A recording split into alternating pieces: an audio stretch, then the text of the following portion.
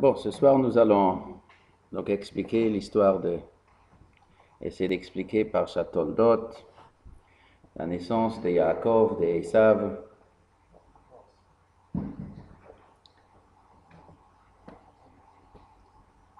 Tout le monde dit quoi? C'est de nouveau un écho, ça marche pas cette histoire. Ça marche bien? Non, d'accord, alors c'est chez moi. Peut-être le retour chez vous, Chez moi, c'est un peu bizarre. Bon, c'est l'orateur qui compte. Tout le monde sait que Yaakov était tzaddik. Esav fonçait, Esav haracha. Mais quand on regarde le Chumash, on regarde l'histoire, on ne va pas confirmer que Yaakov était un tzaddik et Esav était un rachat. En tout cas pas dans Parashat Toldot. En tout cas pas de façon claire. Jamais la Torah nous dit Esav était un rachat. Ça n'existe pas. En vérité, le premier qui a accusé Esav, c'est dans la Haftarah, le dernier des prophètes, Malachi. C'est lui qui dit et Esav saneti, qu'Akadosh Baruch Hu il dit et Yaakov ahavti, mais Esav saneti. J'aime Yaakov, je déteste Esav. C'est le dernier des prophètes. Il fallait attendre plus que 1000 ans pour qu'un prophète il dise des paroles comme ça. Dans la Torah, il n'y a pas un mot. La Torah nous raconte une histoire. Quand on lit cette histoire, on pourrait avoir même le sentiment le contraire. Elle nous raconte une naissance de 2 enfants. Il est en train d'être assis dans une tente, l'autre il va à la chasse. Bon. Et un père qui aime le fils aîné, la mère qui aime le jeune, et le père il décide de donner une bénédiction au grand, et le petit vole cette bénédiction. Il est rusé, il se déguise, il triche, il se fait passer pour son frère, et il vole la bracha qui était prévue pour l'autre. Et déjà au début, quand il était jeune aussi, il a acheté la Bechora d'une manière un peu... ça se discute. Torah nous raconte comment Esav est venu à la maison, il crevait de faim, et l'autre il est en train de fabriquer une soupe rouge, lentilles, mais passe mal la soupe de lentilles. Bon.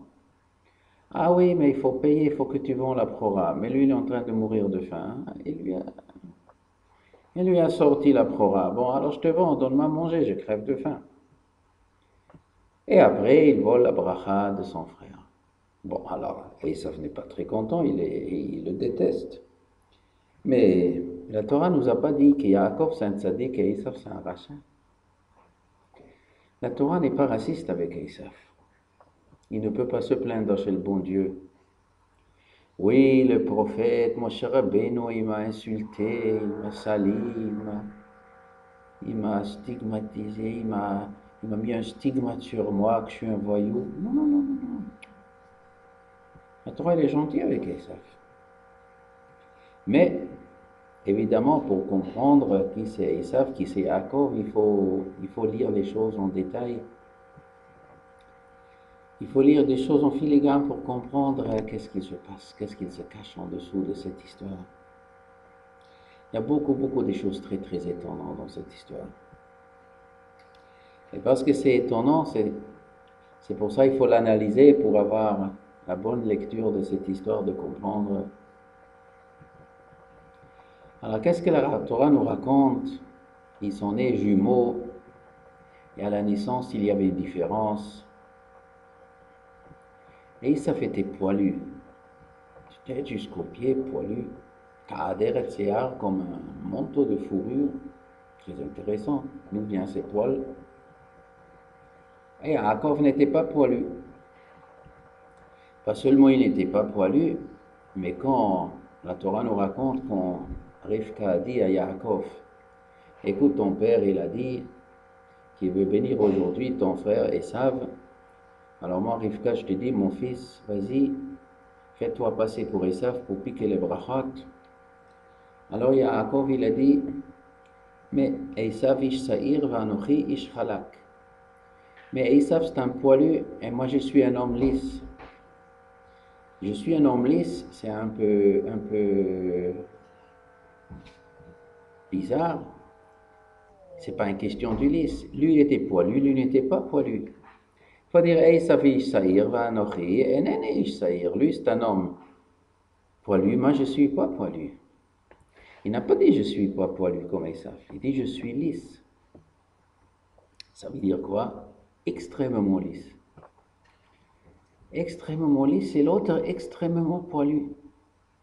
Mais à tel point, la Torah nous raconte, quand Rivka elle a déguisé son fils Yaakov, d'abord elle a pris l'habit que Esav il avait stocké chez Rivka, et bigde Esav Hamoudot, les habits de Esav Hamoudot, les exceptionnels. C'était l'habit, comme Rashi raconte, l'habit d'Adam Arishon qu'elle a habillé sur Yaakov. D'où Rashi sait que c'était l'habit d'Adam Arishon. La Gemara le raconte, d'où la Gemara le raconte, parce que le Torah le raconte. D'où le Torah le raconte, parce que quand Yaakov est venu chez Yitzhak pour prendre la bénédiction, Yitzhak il dit, Re'ei re'yach beni ke re'yach sadeh shabercho Hashem, regarde, l'odeur de mon fils, c'est comme l'odeur du champ que Dieu a béni. Quel est le champ que Dieu a béni? C'est le Gan Eden. Et Yitzhak, il a constaté, il y a ici une odeur de Gan Eden. D'où il vient l'odeur de Gan Eden ici?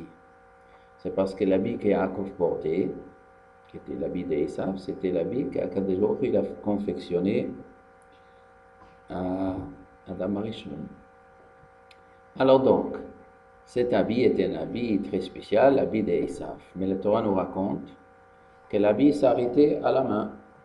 Et ici, le cou, ici, l'habit était fini au début du cou.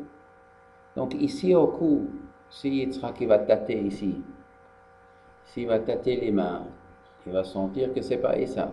Qu'est-ce qu'elle a fait, Rivka? Elle a demandé à Yaakov d'égorger Shnei Gedaye Izim, 2 chèvres. Elle a pris la peau des chèvres, elle a mis al yado, al chelkat tzavaraf, et sur le cou qui était encore découvert, elle a mis des peaux de chèvre, afin que quand Yitzhak va tâter, il va dire, c'est Esav. Ça veut dire que Esav avait comme une peau de chèvre. Je ne sais pas si vous avez déjà touché la peau de chèvre. Un peau de chèvre, c'est un peau de chèvre. Et ici, il avait une peau, des poils de chèvre. D'ailleurs, il aurait dû apporter des moutons. C'est beaucoup mieux la viande de mouton que la viande de chèvre. Pourquoi elle a demandé à Yaakov de fabriquer des peaux de chèvre? C'est parce que le peau de mouton ne ressemble pas à Esav. Esav ressemble plutôt à une peau de chèvre. Alors, un enfant qui est né à la naissance couvert comme un manteau de fourrure de peau de chèvre. Comme ça, il est né Esav. Et Yaakov, il est archi chalak. On voit aussi dans la Torah que quelle était la spécificité de Esav. Ish Yodea Tzayid Ish Sadeh. Un homme du champ. Un homme qui sait chasser. Un homme qui chassait les animaux. Un homme du champ, c'est-à-dire quoi un homme du champ? Par rapport à Yaakov, Ishtam Yoshev Ohalim. On ne dit pas Tzadik et Racha, on dit Yaakov, un homme assis dans une tente. C'est-à-dire quoi? Assis dans une tente, ça veut dire qu'il y a des draps, il y a une séparation entre lui et le monde. Ils s'enferment pour être assis. C'est-à-dire quoi assis? Yoshev. Être assis, debout, couché, c'est kif bourricot. Haya be'ohel. Non. Pas qu'il était be'ohel. Yoshev dans la Gemara, toujours Yoshev, c'est-à-dire assis et étudier. Yaakov, c'est un étudiant. Un homme qui se cassait la tête. Et ses têtes, ils se cassaient. Ohel, dans quelque chose qui est... Il s'arrête, sa vision s'arrête quelque part. Les conditions de cette étude étaient d'étudier et pas regarder ce qui se passe dans le monde. Et Esav, c'est Ish Sadeh. Sadeh, c'est le monde entier, il n'y a pas de limite. Et Esav, c'était un homme qui était allé à la conquête du monde. Yodea Tsaïd, chasser, dominer, piéger. Et comme la Gemara nous raconte, comme différentes histoires qu'on peut déduire du Chumash, c'est un assassin. C'est un homme qui est allé conquérir le monde. C'est un homme avec une grande agressivité, ils savent. Il est né rouge. Ha'adom hazé, rouge. Les poils, c'est quoi les poils? C'est une signe d'agressivité. Une femme, elle a XY, non? Dans les chromosomes. Non, une femme, elle a 2X. Et les hommes, ils ont quoi? XY. Quand on est XY, un Y, ça fait plus des poils sur le corps. Et l'autre, il en a 10 fois plus des poils qu'un homme normal. Ça veut dire qu'il avait deux X. Il était trisomique 23. Il avait 3 X, 3 Y. Un surplus des hormones mâles qui crée une grande agressivité. Et d'où il a pris ça? Il paraît qu'il a pris ça de Yaakov. Yaakov Ish Chalak. Lui était Chalak. Déjà dans le ventre, ses 2 frères, ses 2 jumeaux, il y avait ici un déviement des hormones mâles de Yaakov vers Esav. Esav, il a pompé chez Yaakov. Ils se sont disputés déjà dans le ventre. Esav, il s'est déjà accaparé certaines qualités de chez Yaakov. Mais qu'est-ce que la Torah nous raconte? Yaakov, c'est vrai, Ish Sadeh, un homme du chant. La Gemara nous dit le chant, c'est la violence. Ish Sadeh, ça fait rappel à ce qui est marqué dans Parashat Ki Tetzeh, Ki Basadeh Metza'a, un homme qui attrape des femmes pour faire des bêtises avec. La Torah, elle appelle ça Ki Basadeh Metza'a, au champ, là où il règne la sauvagerie, là, Esav, il traînait. Bon. Mais Yitzhak, il aime son fils Esav. Vayav, Yitzhak était Esav. Mais Yitzhak, il aime Esav. Quel est le pshat? Il aime Esav.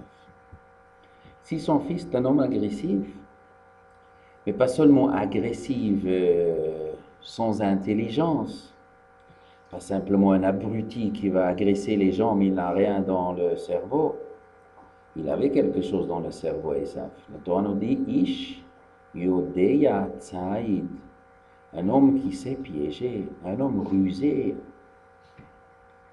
Ish Yodeya Tsaïd, on ne dit pas Yodeya Tsaïd, Esav Yodeya Tsaïd, il savait piéger. On dit Ish Yodeya Tsaïd, une personnalité. Le mot Ish veut dire une personne juste poussée au paroxysme de ses puissances. C'est ça la traduction, toujours Ish dans la Torah. C'est la plus grande puissance qui existe. Ish Yodea Tsaïd, un homme qui a le maximum de capacité de piéger. Ça veut dire c'est un rusé agressif. Et c'est cet homme-là qui Yitzhak Avinu il aime. Mais pas seulement il aime, comme ça, il embrasse son fils, je t'aime, fiston, mais beaucoup plus. Cet amour est allé tellement loin qu'Yitzhak il a décidé que je lui donne la bracha. Mais quelle bracha? La bracha qu'il a donnée après à Yaakov par erreur, entre guillemets. La bracha qu'il a destinée à Esav, c'était la bracha qu'il a donnée à Yaakov. Quelle est cette bracha? La bracha était V'yiten lecha Elokim mital hashamayim mishman haaretz v'rov dagan v'tirosh, donc la richesse. Ça c'est une chose, mais pas que la richesse, pas quoi à manger. Il donnait aussi la bracha Yavducha amim, que le peuple te sert. Vishtachavu le'umim, les nations se prosterneront devant toi. Et ve'gvir le'achecha, tu seras celui qui s'impose, tu t'imposeras tes frères. Vishtachavu lecha bnei imecha, qu'ils se prosternent les enfants de ta mère. Ce qui te maudit sera maudit, ce que tu bénis sera béni. Mais c'est fantastique. Cette bracha, Yitzhak Avinu, il a destiné à l'homme, un homme agressif que toute la journée fait des pièges sur les gens, il les piège et il les domine. Et cet homme-là, qu'il sera le chef, que tout le monde se prosterne devant lui, qu'il sera riche, qu'il sera le chef, que tout le monde se prosterne. Et gare à celui qui va se lever contre lui, celui qui voudra le maudire, eh bien, qui sera maudit. Ce qui le bénit sera béni. Ça, c'est la bénédiction que Yitzhak Avinu il a destinée à Esav. Comment c'est possible? Comment c'est possible? Mais l'Inyan, il est, en vérité, il y a un Zohar qui dit qu'à première vue, il veut alléger cette question. Il dit pourquoi Yitzhak il aime Esav? Parce que la mida de Yitzhak, c'est la mida de Gvura. Gvura, la puissance d'être plus fort. Gvura, Gibor. Et Esav aussi était mida de Gvura. Et Yitzhak, il a senti que Esav, c'est sa continuation naturelle.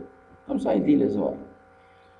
Mais où est la réponse? On n'a pas encore compris. Mais si Esav, c'est un bandit, si Esav, c'est un homme agressif, ça veut dire quoi? Yitzhak, c'est un homme agressif. Il a agressé qui, Yitzhak? Mais le pshat, il est Yitzhak, Midat HaGvura, la Mishnah nous dit Eizu Gibor HaKovesh et Yitzro. Qui est l'homme fort? Qu'est-ce que c'est dire un homme qui est Gibor? HaKovesh et Yitzro, celui qui domine son Yetzarara, qui refuse, qui renvoie, qui chasse le mal. Dans le monde, il y a du bien. Et dans le monde, il y a du mal. Celui qui doit régner, c'est le bien. Le mal doit être chassé. Gibor, la mida de Gvura, c'est celui qui est capable de chasser le mal, d'éliminer le mal. Yitzhak Avinu, toute sa vie, il travaillait pour chasser le mal qui était en lui. Dans chaque homme, il y a du mal et du bien. Il faut chasser, il faut dominer le mal. Il faut utiliser le mal que pour le bien. Il faut servir Hachem avec les Yetzaratov, les Yetzarara. Utiliser les Yetzara pour le bien, oui, mais pas pour le mal. Dominer les instincts, les passe-instincts de l'homme. Ça, c'est ce que Yitzhak Avinu, il a fait pour lui-même. Seulement le problème, il est, quand un homme, il domine ses propres instincts, ça c'est très bon, l'homme devient tzaddik comme ça. Mais le destin d'Avraham, Yitzhak et Yaakov, le destin du klal Israël, le destin de l'humanité, le destin du monde, n'est pas seulement qu'il y en a quelques individus qui sont tzaddikim. Le destin, c'est que toutes les nations seront bien. Tout l'espoir du klal Israël, tout ce que les prophètes ils ont dit, c'est que Hachem Yimloch l'Olam Vaed, viendra le moment qu'Akadosh Baruch Hu va régner dans le monde et le mal va disparaître, la méchanceté va disparaître quand Mashiach il vient, le pasuk il dit Velo yisa goy el goy cheref, l'il medod milchama, il n'y aura plus de guerre entre le pays, il n'y aura plus des armes, les armes vont être construites, vont être transformées. Les armes, les charrues, on va l'utiliser pour l'économie, et le mal va disparaître. Maintenant, il faut chasser le mal, pas seulement de soi-même, mais il faut chasser le mal dans le monde. Comment faire? Yitzhak, il doit chasser le mal du monde. Alors comment on va chasser le mal du monde? Alors il faut aller dans le monde. Il faut dominer les méchants. Il faut abattre les voyous, les mafias, les mafiosi, les dictateurs, les gangsters. Il faut aller dans le monde abattre tout ça. Comment on va faire ça? Yitzhak Avinu, c'est le tzaddik, c'est le prophète. Comment il peut faire ça? Qu'est-ce qu'Akadosh Baruch Hu, il a fait? Il a donné à Rivka deux enfants. Deux enfants qui étaient depuis la naissance, depuis la création, depuis avant la naissance, ils étaient mémé aïri pareil, deux caractères complètement différents. Shne goyim bebitnech ou shne leumim mémé aïri pareil. Très bien, ils étaient nés différents. Le premier, il est poilu. Un homme qui, poil de tête jusqu'aux pieds, on dirait je sais pas, un chimpanzé, un orang-outan rouge, surdimensionné, ses poils. Tout ça, il a du testostérone exagéré.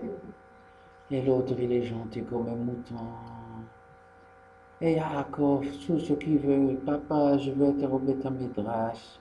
Il est parti à la yeshiva de Shem Ve'ever, je vais étudier. Très bien, il est fait pour étudier.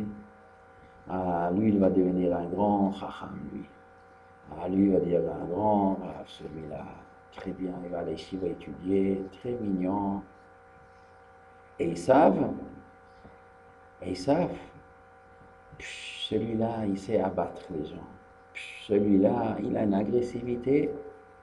Mais le destin que Yitzhak espérait, le destin qui va accomplir Esav, c'est quoi? Il va aller dans le champ. Il va se bagarrer avec les méchants. Il est le fils du prophète Yitzhak, le petit-fils d'Abraham Avinu. Il va s'inspirer par Yitzhak. Une fois Yitzhak qui va disparaître, il va s'inspirer par Yaakov. Yaakov, c'est celui qui va lui dire qu'est-ce qu'il est permis, qu'est-ce qu'il est interdit, qu'est-ce qu'il est droit, qu'est-ce qu'il est tordu, qu'est-ce qu'il est saint, qu'est-ce qu'il est malin, qu'est-ce qu'il est gentil, qu'est-ce qu'il est méchant. Et lui va s'imposer. Ça, c'est le destin d'Esav, et comme ça a été dans la tête de Yitzhak. Et il voyait dans le corps et dans la mentalité, dans la prédestination des qualités d'Esav, cet homme, cette gvoura, c'est ça que le Zohar il dit. Yitzhak Salamida de gvoura, de chasser le mal. Eh bien, Esav, il va faire chasser le mal du monde. Et pour chasser le mal dans le monde, il faut que le monde se prosterne devant lui. Il lui a promis, il a réservé cette bracha. Yavducha amim, que les peuples te servent, que les gens, ils se prosternent, que tu seras le chef pour tes frères, et même même ton frère va se prosterner devant toi. C'est qui c'est le frère d'Esav? Yaakov. Donc dans le projet de Yitzhak, c'est quoi? Que Yaakov se prosterne devant Esav. Pourquoi? Dans le clan d'Israël, quand il y a un roi et un prophète, alors un roi et un prophète, quel est le rapport entre un roi et un prophète? On a une histoire, Nathan Hanavi et David Amelech. Nathan Hanavi, il est venu chez David Amelech. Qu'est-ce qu'il dit le texte? On a fait la semaine dernière la Haftarah. Et Nathan Hanavi, il se prosternait devant David. C'est-à-dire le prophète se prosterne devant le roi. Le roi, c'est la personne que tout le monde doit craindre. Som tasim alecha melech. Shetei mura'a alehem. Le roi, il doit mettre sa peur sur la société. Le roi, il doit être respecté, craint, et comme ça marche droit. Les mafias, les voyous, les hors-lois, ça n'existe pas. Le roi, il a un plus grand pouvoir que le Sanhédrin. Le Sanhédrin doit juger normalement d'après des lois fixées, mais le roi peut prendre des dispositions pour mettre l'ordre dans la société. Tout le monde doit le craindre. Et même le prophète, qui doit inspirer le roi quoi faire, qui dira du moussard, Nathan Hanavi. Quand il voyait David Amelech faire une faute, quand David Amelech s'est égaré avec l'histoire de Bathsheba, Nathan Hanavi lui a tiré les oreilles. Il est venu chez David et il a dit, tu sais, tu t'es planté, mon enfant. Et Akadosh Baruch Hu m'a adressé de te dire que malheureusement tu seras puni et tout. Le prophète dit du moussard au roi, mais le roi, lui, c'est celui qui dirige la société. Et même le prophète doit se prosterner devant lui afin que tout le monde déduit. Même le prophète se prosterne devant le roi, à plus forte raison, moi, le simple cordonnier, le simple boulanger, à plus forte raison, c'est à moi de craindre le roi et de se prosterner devant lui. Ça, c'est un projet pour l'humanité que Yitzhak il avait dans sa tête. Que Yaakov va être le prophète, va être l'érudit, et Esav sera le roi dans le monde. Que Yaakov se prosterne devant lui, afin de dire à toute l'humanité, prosternez-vous devant Esav. Ça, c'est le projet. Maintenant, il était rusé, Esav. Pourquoi Kadosh Baruch Hu, il a donné à Esav le pouvoir d'être rusé? Parce que pour abattre le méchant, c'est pas si facile. Il faut être très rusé. Quand on fait une guerre, c'est pas seulement on a des soldats et on a des tanks et ça y est, on marche contre l'ennemi en là-bas. Il faut des espions. Il faut être très rusé. La guerre, c'est la ruse. Il faut tromper l'ennemi. Il faut se faire passer il faut envoyer des espions qui pour entrer dans le quartier général de l'ennemi, pour se faire passer pour l'autre, pour saboter le plan de l'ennemi. Il faut être rusé pour la guerre. Et bien, Kadosh Baruch Hu, il a doté Esav avec le maximum de ruse possible. Il savait ruser et il savait se bagarrer dans le champ. Alors c'est parfait, c'est exactement ça qu'il faut. Rashi raconte dans la Parsha, quand Rivka il a senti comment les deux enfants se disputent dans le ventre, alors elle est partie, l'Hydrosh et Hachem consulter Dieu, il est parti chez Shem Vaever. Voyomer Hachem là, Kadosh Baruch Hu lui a envoyé un SMS, un email, et il a dit Shnei goyim bebitnech ou shnei leumim me'ayich yiparedu. Shnei goyim bebitnech, goyim, deux peuples. Normalement, le mot goyim, ça s'écrit gimel, vav, yud, mem. Mais ici, dans le texte, il n'est pas marqué gimel, vav, yud, mem. Il est marqué gimel, yud, yud, mem. Deux Geïm. Deux Geïm, ça veut dire deux aristocrates, ils se trouvent dans ton ventre, deux grandes personnalités, où il y a deux Yud. Yud, Yud. Deux Yud. Ça veut dire quoi? Rashi raconte, la Gemara nous dit Zou Antoninus ve Rebi. Ce pasuk fait allusion à Antoninus et Rebi. Qui c'est Antoninus, qui c'est Rebi? Rebi, c'est Rabbeinu Akadosh. C'est celui qui a invité tous les Chachamim à son époque afin d'éditer la Mishnah. Toute la Torah orale, il y a trois personnes dans la Gemara, trois personnes dans l'histoire juive qui ont réussi à éditer la Torah. Le premier, c'est Moshe Rabbeinu, il a écrit la Torah Shebichtav. Le deuxième, c'est Rabbeinu Akadosh, il a réuni tous les Chachamim Israël. Ils ont écrit ensemble la Torah Sheba'al Peh, la Mishnah, pour qu'elle ne soit pas oubliée. Et le troisième, c'est Ravashi, Rabin et Ravashi. Ils ont édité la Gemara ensemble, ils ont écrit la Gemara. Et la Gemara raconte, Lo matzinu Torah mi Moshe Rabbeinu ad Rabbeinu Akadosh, Lo matzinu Torah ugdula b'makom echad. On n'a pas trouvé que le plus grand chacham du peuple juif sera l'homme le plus riche et qui aura le plus grand pouvoir politique. Depuis Moshe Rabbeinu jusqu'à Rabbi n'existait pas qu'un homme il a réuni les deux pouvoirs comme ces deux personnes. Moshe Rabbeinu était le roi des Juifs, le chef politique, et il était le plus grand chacham. Et quand on a réuni ces deux forces, on peut écrire la Torah, il a écrit la Torah écrite. Après, le pouvoir était partagé. Dans chaque génération, il y avait des chefs politiques et il y avait des chefs, des grands chachamim. Mais ce n'étaient pas les mêmes personnes. Le plus grand chacham n'était pas le numéro 1 de la politique. Le numéro 1 de la politique n'était pas le plus grand chacham. Il y a aussi un chacham, normalement, mais pas le plus grand. Jusqu'à Rebbe. Et Rebbe était le plus grand chacham, il était très très riche. Ainsi, Rebbe, après Ravashi, l'année 400, Ravash, il a écrit la Gemara, il a invité tous les Chachamim, il a fait le plus grand kollel, il a nourri tous les Chachamim d'Israël de sa génération babylonie, et ils ont ramassé tous les Torahs orales, toutes les discussions de la Gemara qui étaient dites les derniers 300 ans, et ils ont édité la Gemara. Et pour ça, Ravashi aussi, il était riche comme Crésus. Et comment Rebbe, il était tellement riche, comment il a pu réunir tous les Chachamim d'Israël.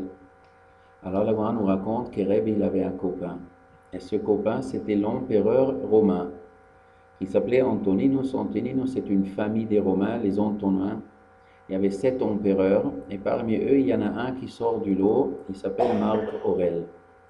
Marc Aurèle, de la famille des Antonins, il régnait de l'année 162 jusqu'à l'année 180. Et c'est ce roi-là, quand on lit un peu l'histoire romaine, les rois, des empereurs, il sort du lot. Il est décrit dans tous les écrits romains comme un roi juste, tzaddik, philosophe, qui étudiait beaucoup plus, qui faisait des guerres, pas comme les autres rois. C'était le roi juste, le roi sage. D'ailleurs, il a écrit un livre de philosophie qui s'appelle Penser pour moi-même, qu'on peut acheter dans n'importe quelle bonne librairie. Et je l'ai lu, ce bouquin, c'est le Maaseh, c'est de Ma'amare Chazal. C'est la philosophie de Chazal, tout ce qu'il écrit, sans faire allusion à Chazal, sans faire allusion à une femme, Moshe Rabbeinu, au Chachmi Israël, au peuple juif, rien. Il parle ni des peuples juifs, ni d'Akadosh Baruch Hu, ni rien, mais il parle du Moussar d'Irat Shamayim, la Havdil comme la Gemara. Ça, c'est Marc Aurèle. Et la Gemara nous raconte que Marc Aurèle, les Goïms aussi, ils disent, un jour, il était obligé de faire la guerre contre son gré, il est parti au Proche-Orient, il est resté là-bas plusieurs années pour faire la guerre. Et la Gemara nous raconte que Marc Aurèle il est venu en Eretz Israël, il est allé étudier la Torah chez Rebbe. Il s'est fait construire un château pas loin de Tveria. Rabbeinu Akadosh, il avait la yeshiva à Tveria, et lui, il a fait un château, et il a laissé construire un tunnel entre son château et la yeshiva de Rebbe. Et chaque jour, il est passé dans le tunnel, il est venu étudier chez Rebbe, après il est reparti. Mais il n'a pas raconté à sa propre garde qu'il étudie chez Rebbe. Il avait peur, il ne voulait pas que les Romains ils savent qu'il étudie chez Rebbe. Il a étudié chez lui, jusqu'à la fin, il se convertit. Il a demandé à Rebbe s'il aura Olam Haba. Il a dit oui. Il a dit, mais il est marqué dans la Torah qu'Esav, qu'on n'aime pas Esav. Il a dit, c'est pas tout Esav. Ce sont des gens qui se comportent comme Esav. Toi, tu ne te comportes pas comme Esav. À la fin, il se convertit. Il est devenu un juif. Il a étudié chez Rebbe. Rashi dit, quand la Torah nous dit Shne goyim bebitnech, 2 goyim dans ton ventre, pourquoi il est marqué goyim avec 2 yud, gimel yud, yud même, pour dire 2 yud, 2 juifs se trouvent dans ton ventre, 2 aristocrates, un il descendra de Esav, un il descendra de Yaakov. Celui qui descend de Yaakov, c'est Rabbeinu Akadosh. Et ceux qui descendent de Esav, ça c'était Marc Aurèle. Et ceux-là, ils sont dans ton ventre. Ça veut dire quoi ces 2-là, ils sont dans ton ventre? En vérité, ceux qui étaient dans le ventre, c'était Yaakov et Esav. Mais Yaakov et Esav, Yaakov, il a produit des millions de gens. Esav, il a produit des millions de gens. Mais qui est l'exemplarité, qui est la personne dans Esav qui jouera le rôle qu'Akadosh Baruch Hu il a défini pour Esav, qu'il devrait jouer Esav, que les descendants d'Esav, ils devaient jouer, seulement la grande majorité, ils ont raté, ils ont loupé leur travail, mais il y en a un qui a réussi. Qui c'est? Ça, c'est Antoninus et Rebbe. Qu'est-ce qu'il a fait, Antoninus? Il a fait des guerres. Mais quand il a fait des guerres, il y a des immenses richesses qui est tombées dans la main des Romains. La Gemara raconte, chaque jour quand Rebbe il est venu, quand Antoninus il est venu, il a apporté une caisse de diamants, d'or et d'argent. Et en haut, il a mis un peu du blé pour que les porteurs ne savent pas qu'est-ce qu'il y a en dessous. Il a apporté une immense richesse tous les jours. Ce que les Romains, ils ramassaient, eh bien, il a apporté à Rebbe. Et Rebbe, il a refusé au début. Il a dit, je ne veux pas cet argent, je n'ai pas besoin. Pourquoi tu me donnes ça? Pour que je serai plus riche? Akadosh Baruch Hu m'a rendu riche. Rebbe, il avait une richesse personnelle.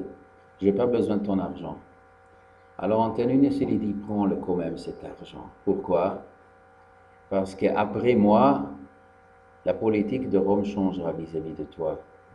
Lui, Antoninus, il a tout fait qu'on n'embête pas les Juifs. Rabbi, c'était pile après l'histoire de son père, Rabbi Shimon Gamliel, le Shah Tashmad, l'année 1132, quand il y avait la révolte de Bar Kokhba contre les Romains. Et les Romains, ils ont massacré 3/4 du peuple juif avec une cruauté incroyable. Et après la chute de l'histoire de Beitar, commencé le Dor Hashmad, les Romains, ils ont fait une gzera de empêcher les Juifs de faire Shabbat, faire la Brit Mila, faire la religion. Chaque Juif religieux, il était massacré. Ça, c'était l'histoire que Rabbi Shimon Bar Yochai, il était 12 années dans la grotte, etc. Le Doro Shel Shmad, cette difficile génération.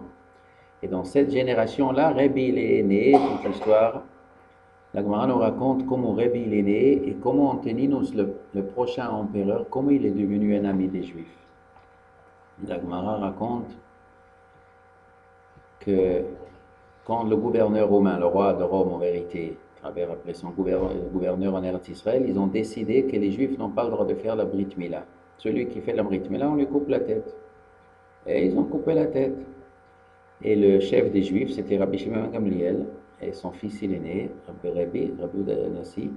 Il est né, il a fait la Brit Mila. Alors le gouverneur, il a vu ça, mais il ne voulait pas juger Rabbi Shimon Gamliel tout seul, il avait peur que les Juifs vont faire une rébellion contre lui. Comme c'est les chefs des Juifs, on s'en prend au chef, ça donne une rébellion.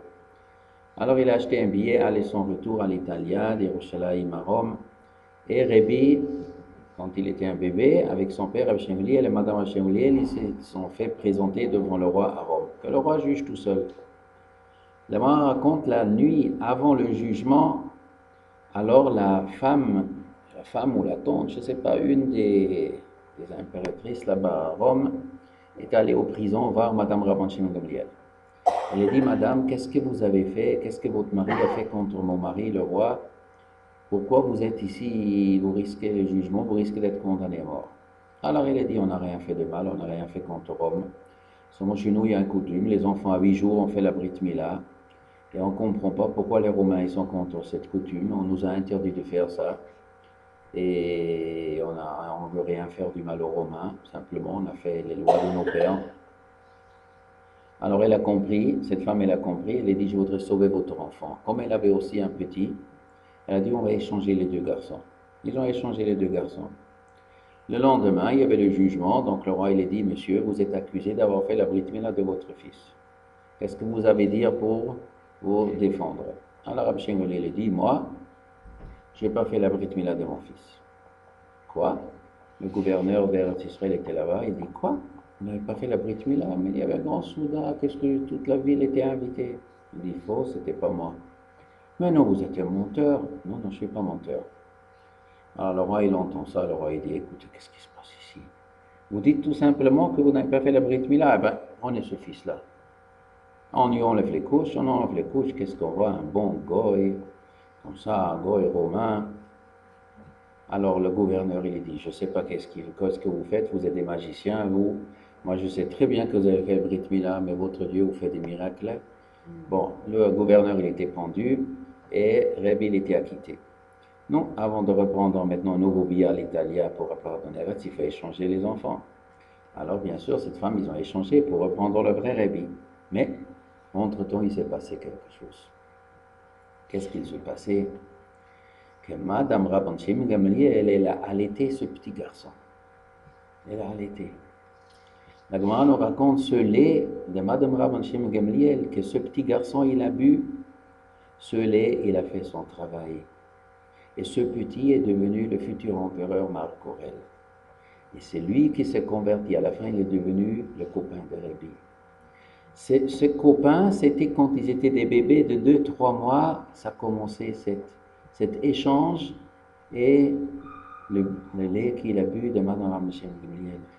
D'ailleurs, ça c'est aussi le sens dans Parashat Vayera, quand la Torah nous raconte dans Parashat Vayera, quand Yitzhak Avinu il est né 8 jours, il y avait le festin était quand il avait 2 ans. Il y avait la Brit Mila. Bon, ils ont fait un petit repas aussi, mais ce n'est pas marqué dans la Torah. Il a fait la Brit Mila 8 jours. Et ce jour-là, Sarah, elle a dit, Mi milel la Abraham, Eini kabanim Sarah, qui aladati ben lizkonaf. Qui pourrait raconter à Abraham que Eini kabanim Sarah, que Sarah, elle a allaité des enfants, qui aladati ben lizkonaf, parce que j'ai eu un enfant quand il était vieux. Comme ça, Sarah, elle disait. C'est-à-dire quoi? Qui pourrait raconter à Abraham? Mais qui pourrait raconter à Abraham? Raconte-le maintenant. Et quoi? Henika banim Sarah. Sarah, elle a allaité banim des enfants. Quel enfant? Elle a allaité un enfant, son fils Yitzhak. Alors sur ça, Rachid dit que le jour du festin, quand Yitzhak il avait 2 ans, et il a sevré, Yitzhak il s'est fait sevrer, la Torah nous raconte, Vayas mishte gadol beyom hi gamel et Yitzhak. Abraham il a organisé un grand festin le jour qu'il a sevré Yitzhak. Ça veut dire quoi? Quand il avait 2 ans. Et ce moment-là, toutes les femmes sont venues, elles ont apporté leur bébé, parce que comme il y avait des mauvaises langues qui disaient Sarah et Abraham n'ont jamais eu d'enfant, ils ont ramassé à la DAS un petit enfant, secours catholique, ils sont allés chercher à la crèche un enfant abandonné, ils ont dit c'est notre enfant, ils ont monté un coup.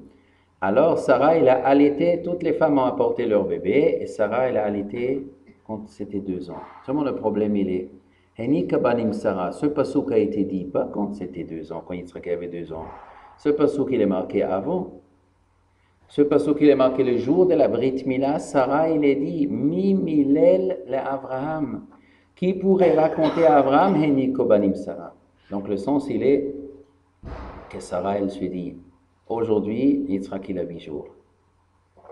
Mais je voudrais plus tard qu'il viendra quelque chose d'exceptionnel, le jour que je vais sevrer Yitzhak, je voudrais qu'à ce moment-là, on pourra raconter à Abraham que j'ai donné à boire à tous les enfants.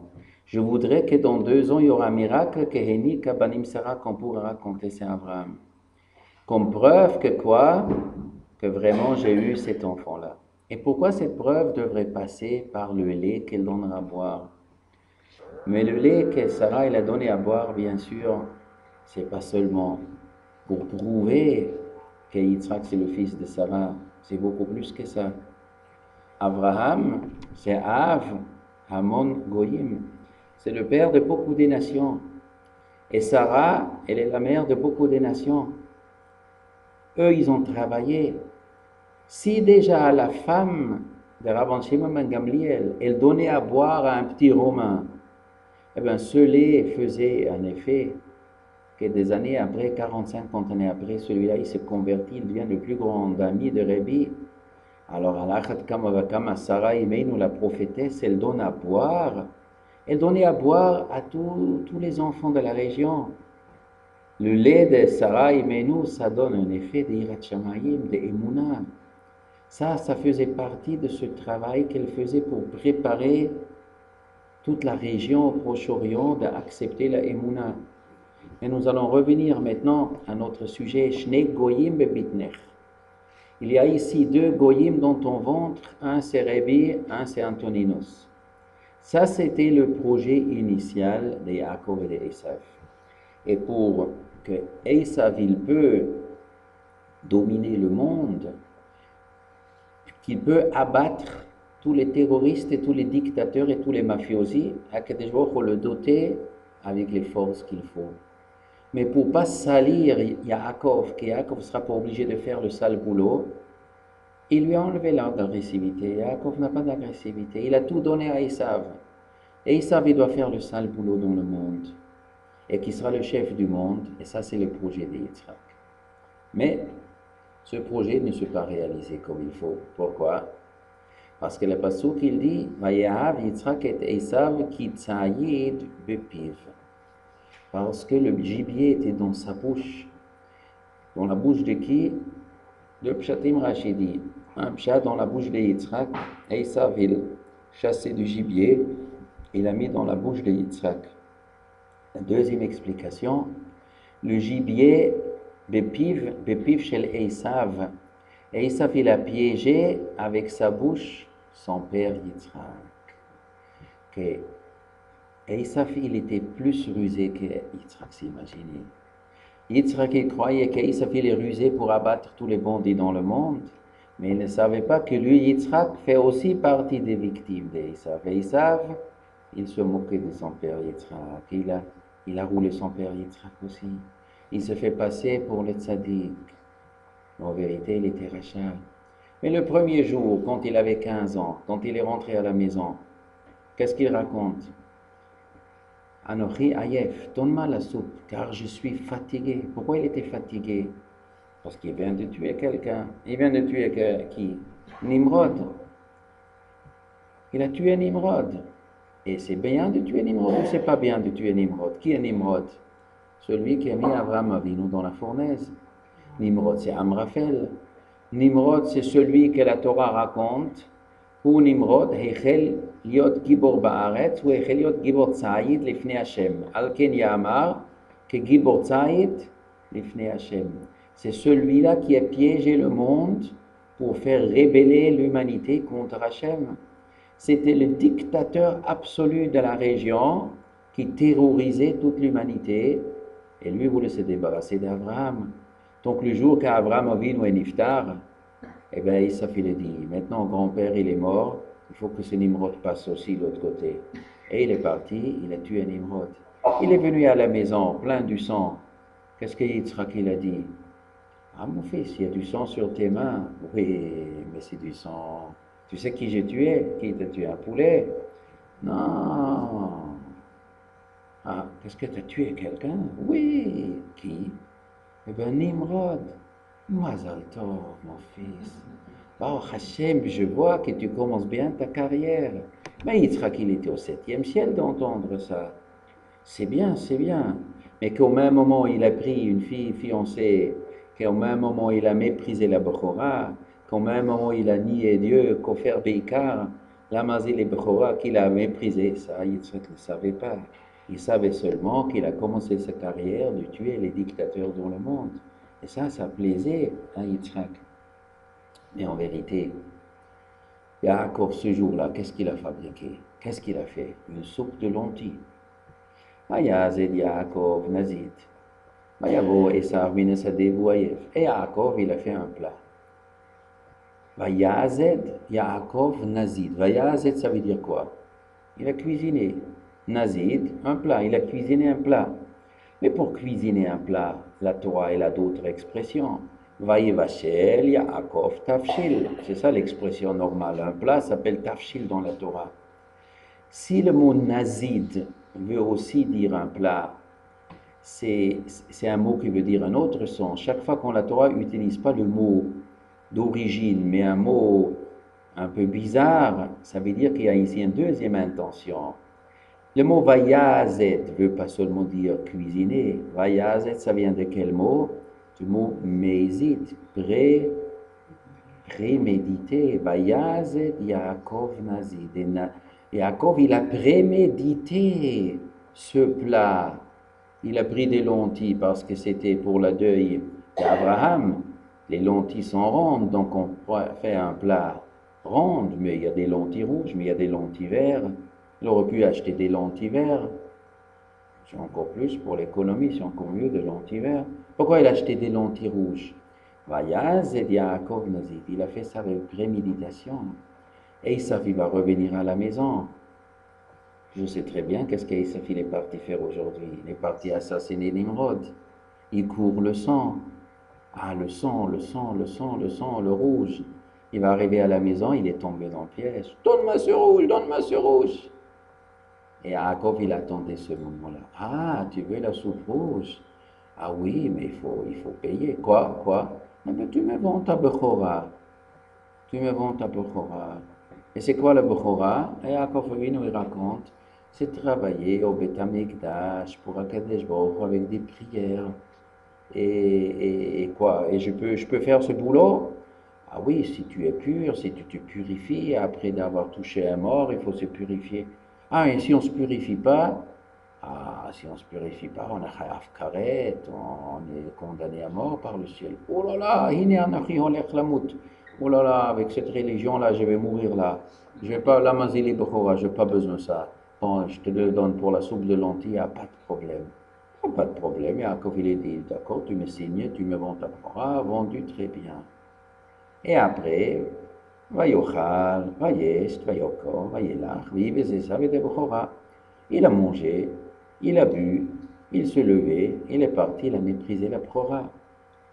Mais Yaakov, c'est un rusé. Mais il a roulé son frère.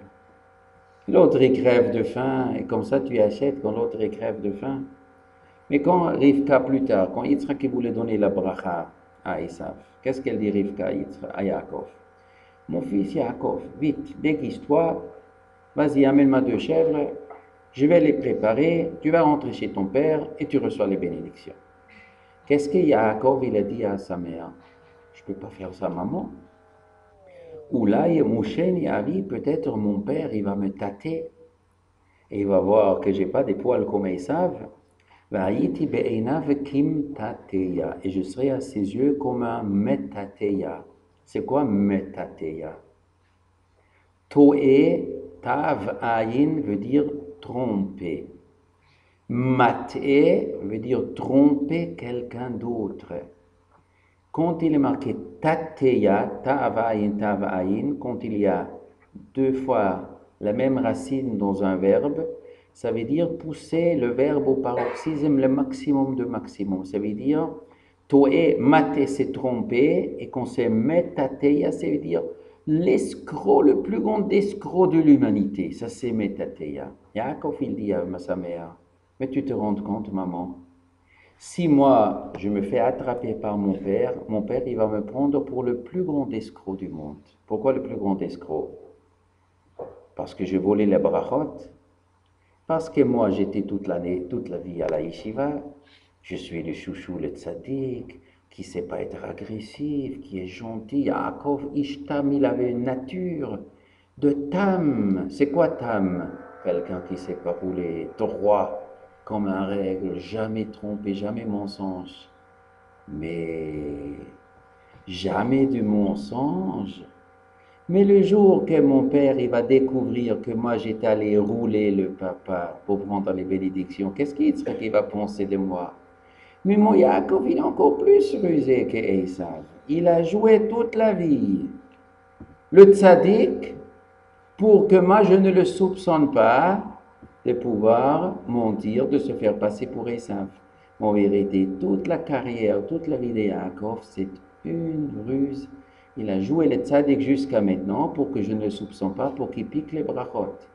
Et comment il s'appelle? Et comment il va encore se dire, mais non, je n'ai pas piqué les brachot parce que j'ai acheté la bechora.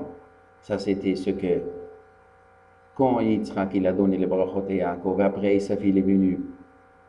Il dit, papa, lève-toi et prends le manger. Et Yitzhak il dit, qui tu es, mon fils? Il dit, je suis Esav. Alors Yitzhak il dit, alors qui c'est celui qui m'a roulé là, qui m'a donné à manger, qui sera béni? Et Esav il a dit, quoi? Ça fait ça fait 2 fois qu'il m'a talonné, 2 fois il m'a roulé. Et bechoroti lakach, va'ata lakach kamet birchati. Maintenant il a piqué ma bénédiction aussi. Ça veut dire quoi? Et Esav il considérait que Yaakov lui a volé le roulé 2 fois. C'est vrai, il a roulé 2 fois. Et Yaakov il avait peur. Mais mon père il va me considérer comme le plus grand des escrocs. L'homme le plus honnête du monde qui est Yaakov peut apparaître devant Yitzhak comme l'homme le plus grand escroc. Il va dire, je jouais le tzaddik toute ma vie pour pas être soupçonné de me faire passer pour Esav pour piquer les brachot. Et pour ça, j'ai fabriqué la soupe rouge. Pourquoi j'ai fabriqué la soupe rouge?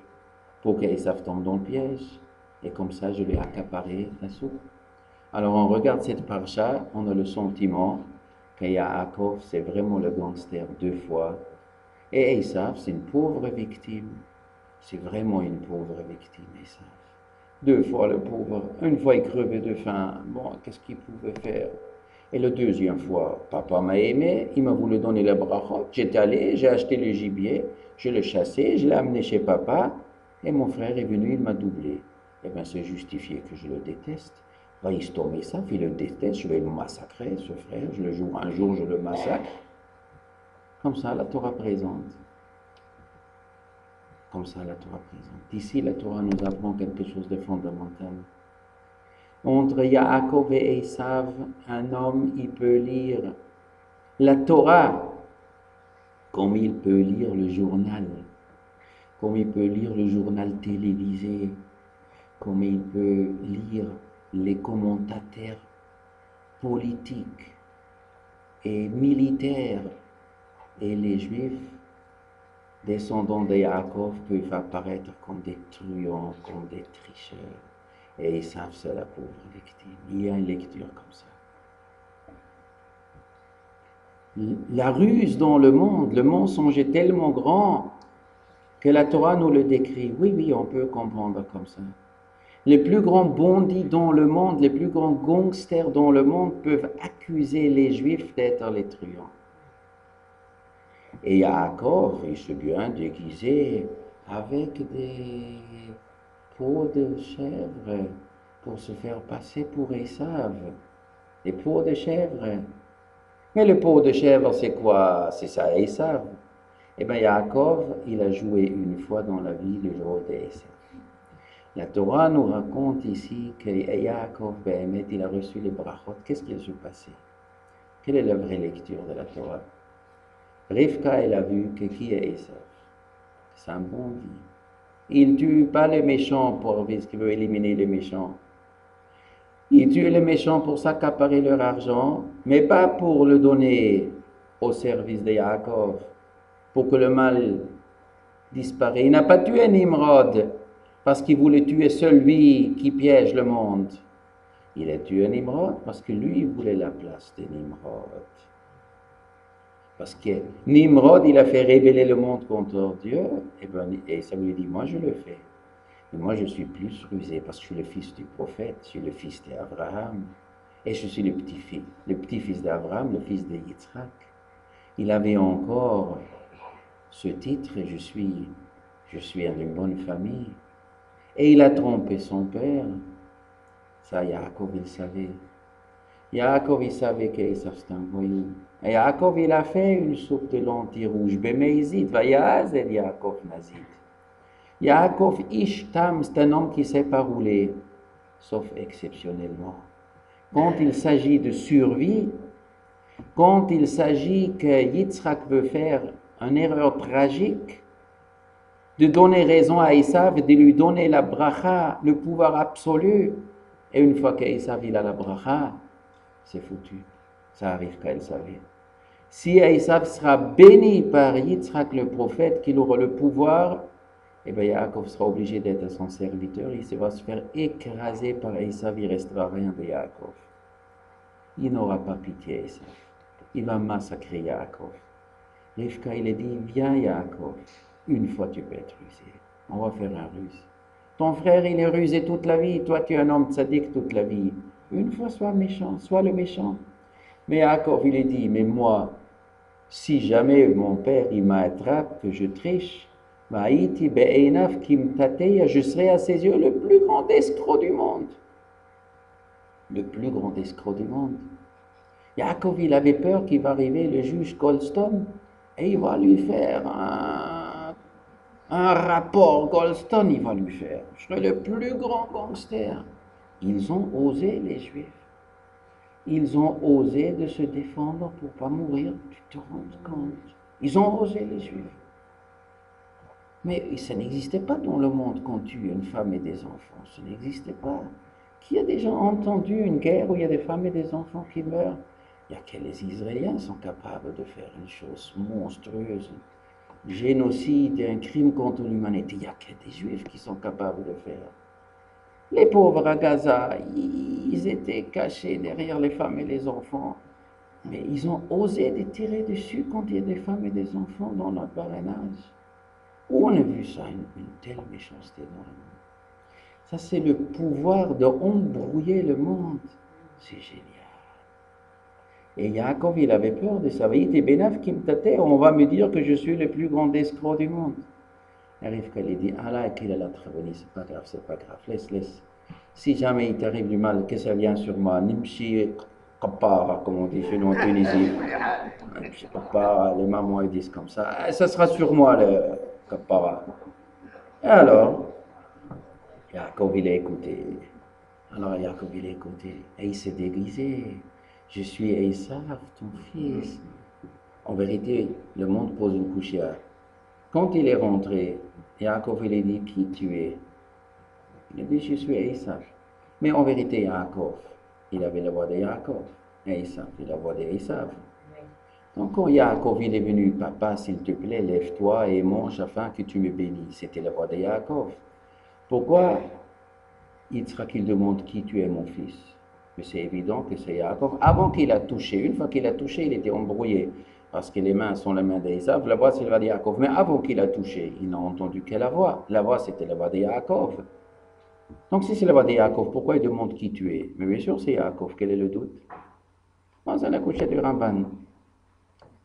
Le Ramban il dit, il a imité la voix de Jacob, de Esav. Il a joué, mais c'était pas 100%, c'est pour ça que c'est resté un peu le vol de Jacob. Il y a un peu rouge qui dit qu'Esav il était rusé. Il a dit, je sais très bien que Jacob voudrait peut-être venir. Alors il a dit, papa, c'est possible que Jacob sera un rusé. Mais quand il voudra venir, il va sûrement imiter ma voix. Alors je te dis quelque chose, papa. Si quelqu'un vient et il imite ma voix, sache que c'est Jacob. Et parce que moi, je vais imiter la voix d'Esav. Si quelqu'un vient avec ma voix, alors ça c'est Jacob. Mais parce que moi, je vais faire la voix de Jacob. Et lui va faire la voix d'Esav. Alors quand Jacob il est venu, chez Yitzhak, il a dit la voix c'est la voix de Jacob. Et la main c'est la main d'Esav. Donc je donne la bracha. Non, c'est match nul. La voix c'est la voix de Jacob. Un point pour Jacob. Les mains sont les mains d'Esav. Donc c'est Esav. Donc maintenant, il y a un doute. Dans le doute, il faut une troisième preuve. Mais il a donné tout de suite. Parce qu'il s'est dit, la voix de Jacob, c'est ça exactement ce qu'Esav m'a dit. Que si quelqu'un se présente avec les mains d'Esav et la voix de Jacob, ça c'est Esav. Parce qu'Esav il dit, je vais prendre. Donc ça fait aussi partie. Ça fait partie du ruse. Jacob aussi, il a calculé ça. Alors, qu'est-ce qu'il a fait, Jacob? Jacob, il a fait cette voix que Yitzhak, il croit que quoi? Que c'est Esav. Il a fait quelle voix? La voix de Jacob. Il a fait la voix de Jacob. Donc, il a dit, Hakol kol Jacob vayadayim le Esav. Parce qu'il savait que Esav, connaissez l'histoire de Rabbi Yonatan Eiveshitz. Un jour, Rabbi Yonatan Eiveshitz, il était en Allemagne au XVIIIe siècle. Il aimait discuter avec le roi il aimait discuter avec lui, avec les curés, les scientifiques, très, très connus. Alors un jour, le roi, il a parlé avec Yonatan Eiveshitz, il a dit, on dit que les rabbins juifs sont intelligents. Alors, on dit qu'ils ont un peu un don prophétique. Alors, je voudrais te tester. Il se promenait en dehors de la ville. Il a dit, dis-moi par quelle porte je vais rentrer dans la ville, par la grande ou par la petite porte derrière? Je veux voir si tu as un sens prophétique. Alors il a dit, monsieur le roi, c'est pas correct, parce que si je vous dis par cette porte, vous allez rentrer par l'autre pour montrer que je suis faux. Alors je vais l'écrire sur un papier, on va sceller le papier, vous allez rentrer dans la ville, et une fois que vous êtes dans la ville, vous allez ouvrir la lettre, et vous allez lire. Il a dit, d'accord, très bien, monsieur le rabbin. Alors, Rabbi Yonatan Eiveshitz, il a écrit, il a signé avec le sceau, il a donné au roi. Maintenant, le roi, il a dit comme ça, qu'est-ce que je fais? Il y a la grande porte devant, il y a la petite porte derrière. Qu'est-ce qu'il pense, le rabbin? Un roi, il rentre par quelle porte? Par la grande. Donc sûrement, il a marqué la grande. Eh bien, je vais rentrer par la petite. Et il est parti avec ses gardes et tout, la petite. Devant la petite, il dit, tiens, peut-être le rabbin, il est malin. Il s'est dit, je vais lui jouer un tour, rentrer par la petite. Donc sûrement il a marqué, il a compris le coup, donc il a marqué la petite. Eh bien je vais rentrer par la grande et je vais la voir. Il est revenu vers la grande. Quand il est devant la grande, il dit, aïe, mais peut-être le rabbin, il est 2 fois malin. Il a compris que je serais malin, que je ne vais pas rentrer par la petite, je vais rentrer par la grande. Donc il avait marqué par la grande. Eh bien je vais rentrer par la petite.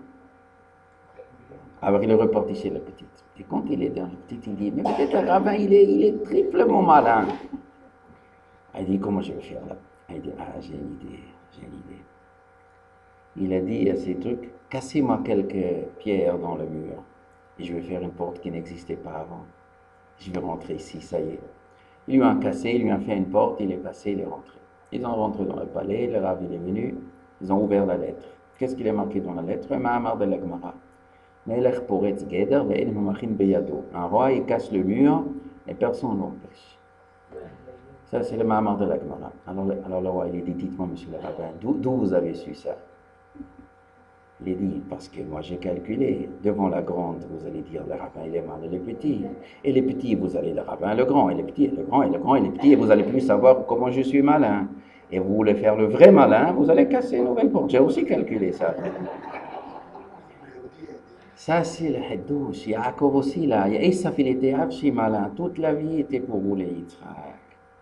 Et le jour pour rendre la bénédiction, il a dit, papa, Yaakov, il va se déguiser, il va prendre ma voix. Donc moi, je prends sa voix. Quand tu entends quelqu'un qui a ma voix, qui a la voix, alors, Yaakov, il a tout ça calculé aussi.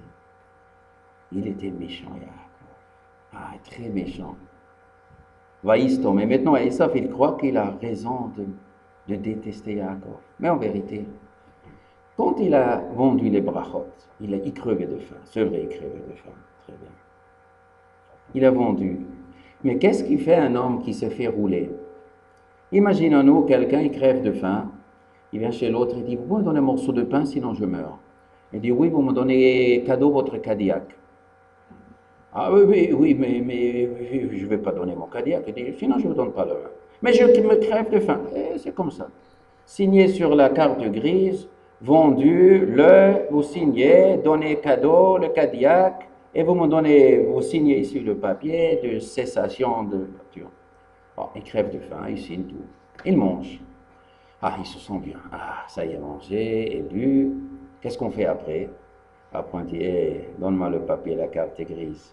Marc, s'il te plaît, maintenant on va marquer, on va aller maintenant chez l'avocat, et je vais dire, escroquerie, tu m'as escroqué ça, c'est parce que je crevais de faim, je t'ai signé bien.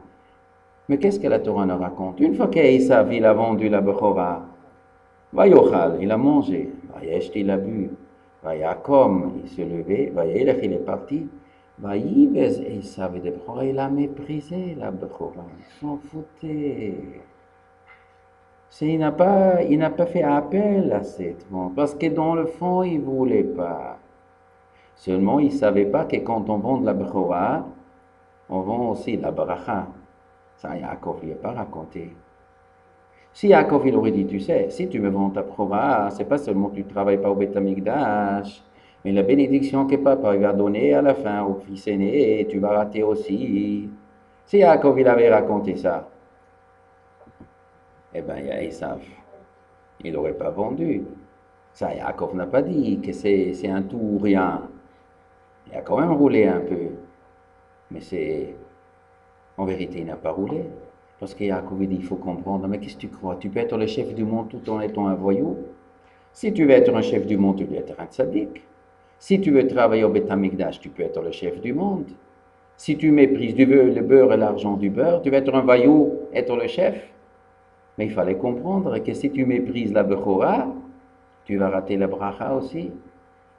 Et ils savent, dans sa tête, les deux choses n'étaient pas liées. Il croyait qu'on peut mépriser la Bechora et qu'on va avoir la Bracha, mais pour Yaakov, évidemment, c'est lié. Évidemment, c'est lié. Quand tu vends la Bechora, tu vends tout. Mais ça, c'est le moment précis quand la Torah nous raconte que Yaakov a reçu la bénédiction. Qu'est-ce qu'il a fait après d'avoir reçu la bénédiction? Il est sorti. Ach yatsa me'et penei Yitzhak aviv.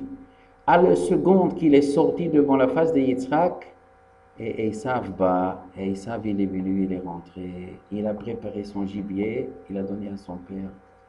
Une seconde, si Esav serait venu une minute avant, la super chérie, elle sera dévoilée, et l'humanité aurait tourné autrement. Yitzhak, il aurait peut-être maudit Yaakov, il aurait vu qu'il y a ici, ça tourne par an, et tout aurait été autrement. 63 ans, Esav, il a joué le rôle de tricheur, de menteur, se fait passer pour un tzaddik, et il a allé massacrer le monde, et il voulait avoir la bracha injustement. Et Yaakov, 63 ans, il était un tzaddik, mais une fois il a rusé, deux fois il a rusé, et pour cette ruse-là, afin que pas laisser Esav la bénédiction, pour ça, l'histoire Esav, il a détesté, il voulait sa mort éternellement. Et quand Yitzhak il a vu ça, Yitzhak harada gedola ad maod, Yitzhak il avait une panique. Harada gedola ad maod, il avait une immense panique. Pourquoi il avait tellement paniqué? Parce qu'il savait qu'Esav ne pardonnera pas, Esav il voudrait la peau de Yaakov. Il a vu à quel point Esav il a roulé, parce que Yitzhak il se dit, comment Yaakov il m'a roulé? Yaakov c'est un gentil, comment il m'a roulé? C'est pas possible que Yaakov m'a roulé. Donc, il ne l'a fait que parce que sa mère l'a obligé. Ça veut dire que Rivka voulait la bracha pour Yaakov et pas pour Esav. Pourquoi? Parce que Kaniré, il sait des choses que je ne sais pas. Il sait qu'Esav c'est un voyou. Mais Esav il se présente toujours comme tzaddik. C'est-à-dire que Rivka, il sait qu'Esav c'est un truand. Donc il avait paniqué. Il a vu que toute sa vie il s'est trompé. Il s'est laissé rouler par Esav. Ça que Rachel dit, il a vu quand Esav est rentré qu'il est un homme. Le Guénam, il est ouvert devant Yitzhak. Et le rose s'est dévoilé. Yitzhak, il a vu qu'Esav c'était le voyou. Et que Yaakov, en vérité, il était juste. Donc il a dit, Gam Baruch Yeh. Ça, c'est le moussar askel de cette histoire. Que quand on lit l'histoire, comment il est écrit, on peut se mettre à pleurer avec Esav. Vaïef, qu'il a pleuré. Vaïtzak, tzaka, gdoula, maramod. Et parce qu'il dit Vayitzak, Tseaka, Gedola, Umara, Admod, il a hurlé un hurlement grand et amer jusqu'à terriblement. Il a hurlé, et ça, parce qu'il a vu que tout a été raté. Pour une minute, il a tout raté. Toute sa vie, il a échafaudé pour réussir de recevoir ses bénédictions. Et dans une seconde, Yaakov est venu, lui a tout volé. Et ça, c'est le destin du monde.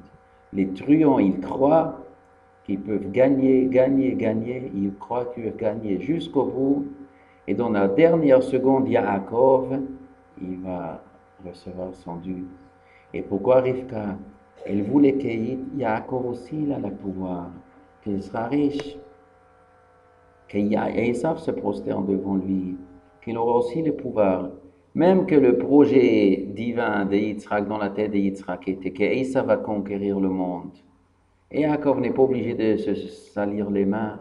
Yaakov fera la yeshiva, Esav va faire le sale boulot. Mais Esav ne fera pas le sale boulot pour Yaakov.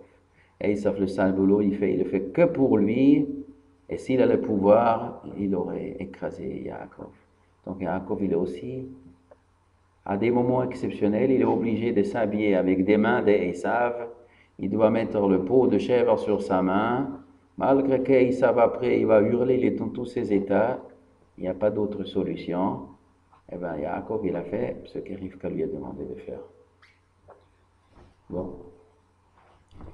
Si vous voulez poser des questions, Bahavot. Oui, j'écoute. Quand il lui dit que tu me partais, alors là-bas on trouve dans un passage de Yosef Hatzadik, Yosef Toreh Bassadeh. Alors lui aussi c'est un voyou aussi? Non, Toé c'est se tromper et Maté c'est tromper l'autre. Chez Yosef il est marqué Toé, il s'est égaré, il se trompait, il était égaré. Et Metateya, même, le même au début c'est la chose mafil, il trompe l'autre. Yaakov il a dit à Rivka, je serai aux yeux d'Yitzhak qui, comme Metateya, quelqu'un qui trompe les autres. Tromper les autres, ça c'est l'escroquerie. Se tromper soi-même, la route, ça ne s'appelle pas un escroc. Il se trompait la route.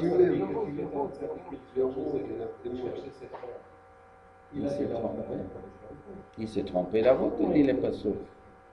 Ah ben, c'était mal indiqué. Non, c'est-à-dire, eux, ils sont partis, lui, il croyait qu'ils sont à Shrem, mais eux, ils sont partis à Shrem au début. Hine achecha roim bishchem. Yaakov, il dit, Hine achecha roim bishchem. Voici tes frères, ils ont fait paître les animaux à Shrem. Mais après eux, ils sont partis à Dotan. Ça, à Dotan. Donc c'était marqué Shrem, Dotan. Donc lui, il est parti à Shrem, eux, ils étaient à Dotan. Donc il s'est trompé. Rivka étant l'épouse d'Isaac, Ouais. pourquoi elle s'est pas entretenue avec Isaac? Pourquoi est-ce qu'elle n'a pas parlé de tous ces problèmes? Elle a Pourquoi dit- Rivka n'a jamais raconté à Yitzhak qu'Esav c'est un gangster? Il était aussi les pachout. Si Rivka avait raconté à Yitzhak qui est Esav, la prochaine fois quand Esav vient jouer sa comédie devant Yitzhak, comme on prélève le maaser, du sel, de la paille, toute sa comédie, alors Yitzhak dit arrête, hypocrite, je sais, je viens d'entendre, tu fais tous les péchés. Alors Esav veut dire aïe aïe, le pot d'eau s'est dévoilé, je suis foutu, mon père il sait que je suis nul, donc j'aurai jamais la bracha. Eh bien, j'aurai jamais la bracha, papa voudra donner la bracha à Yaakov, eh bien, je vais tout de suite tuer Yaakov, comme ça il n'aura pas la bracha. Il aurait tout de suite tué Yaakov.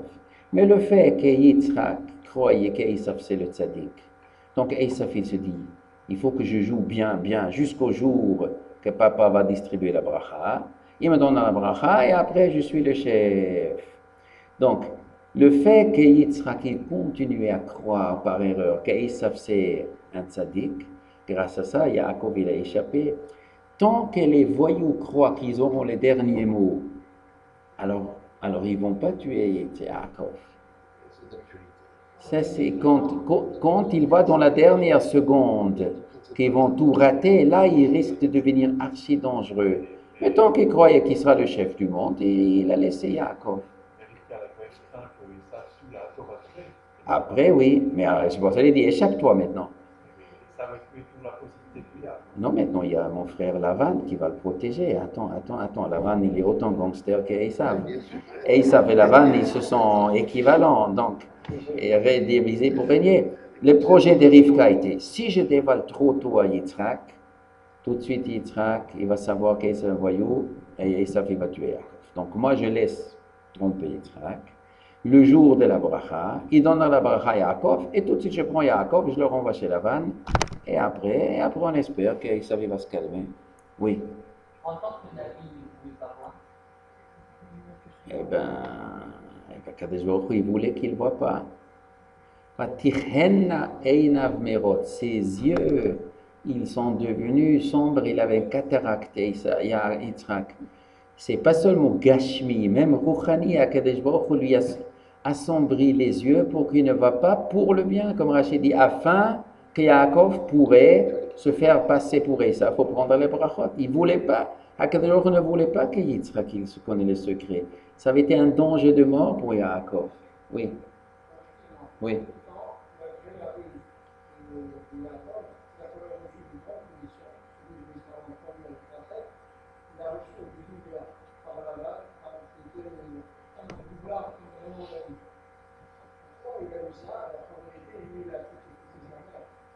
C'était ce qu'il avait connu pour le temps. C'est un truc que j'ai jamais réussi à comprendre. Bon, pour moi, c'est pas la seule chose que j'ai pas réussi à comprendre. Il y a beaucoup de choses que j'ai pas réussi à comprendre. Alors, vous demandez pourquoi Yaakov a été puni et que Lavan le roulait avec les jeunes. Il se peut que si Yaakov avait été encore un plus grand tzaddik, si jamais il avait été encore plus grand tzaddik, peut-être il aurait pu atténuer la méchanceté d'Esav et le ramener sur la bonne route, et on n'aurait été peut-être pas obligé d'arriver à cette embrouille, à cette ruse qui lui... Peut-être il y avait une autre possibilité, mais cette autre possibilité ne s'est pas réalisée, et c'est pour ça que Yaakov était obligé d'utiliser la ruse, et c'est pour ça qu'il a été puni. Peut-être dans la théorie, il y avait un autre chemin. Peut-être que Yaakov, il aurait pu se sauver. Pendant la Kedah, il est parti en Canada. Oui. Il a senti quand il est devenu d'accord. D'ailleurs, quand il a rentré ça, il a senti que non, D'où Quand Esav il est venu, d'où il a senti l'odeur du Gehinnom? גן עדן עיתונים, גן עדן עיתונים. Comment Yitzhak il connaissait le Gehinnom? Ben, Esav lui a fait, il lui a appris. Quand il est venu maintenant. Oui. Non, pas une question, il n'y a pas trois questions, une question. Il y a un délai qui est pas, il y a pas le problème de l'histoire, c'est tout ce qui est et toute l'histoire la matérialité du monde. Est-ce qu'il y a pas une question d'identifier la société de la construction du monde et de lui donner une orientation par la voie, par sa voie, lui donner une orientation positive au niveau des finalités. Et c'est là que se pose C'est possible. C'est possible.